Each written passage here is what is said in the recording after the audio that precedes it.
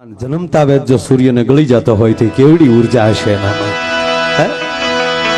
ઈ હનુમાનજીની દેરી પાહેલી શનિવારે એક પીધેલો નીકળ્યો, ફૂલ થઈ ગયો અને ગામ તેલ ચડાવે. હું કાલે ઘરે ખાવા નથી ને અમારો દીકરો બધા ગામના હનુમાન માટે ઢોળી દે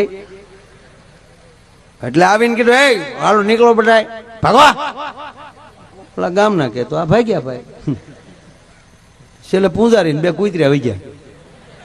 કૂતર્યાને એક એક પાણો નાખ્યો. પૂંજારી બાપુ હતા એને કીધું, હાલો બાપુ જય સિયારામ કરો હાલો. બાપુએ કીધું તને મારો હનુમાન પોગે ભાઈ, બીજું તો હું. બાપુ નીકળી ગયા. પછી હનુમાન ને આ બે વહી ગયા. હનુમાનજી ને કીધું, ઓળખાણ પડે તમે ન ઓળખો હવે થોડા ઓળખો. જાણે કેમ લંકામાં હારે હોય હામી પાર્ટીમાં. હવે ન ઓળખાણ પડે. રામના કામ કર્યામાં ઠૂઠ થઈ ગયા કા. અને સાંભળી લેજો હનુમાનજી, તમે રાબેટા મુજબ કામ નથી કર્યો, તમે ક્યાંક ક્યાંક ભૂલું કરી છે. તમને હનુમાનજી સાંભળી લેજો, તમને માં સીતાજીને ગોતવા મોકલ્યા હતા. લંકા બાળવાનું તમારા એજન્ડામાં હતું જ નહીં.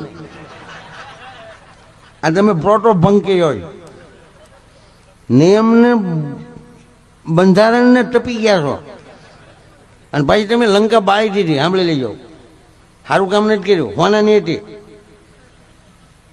પણ મૂળ વેંજરાની જાત ને તમને ખબર તો ન હોય કે હોનું કહેવાય. લે હનુમાનજીનો પૂજાભાઈ મગજ હલી ગયો કે એક ગદા ભેગો ટાળી દોવાને.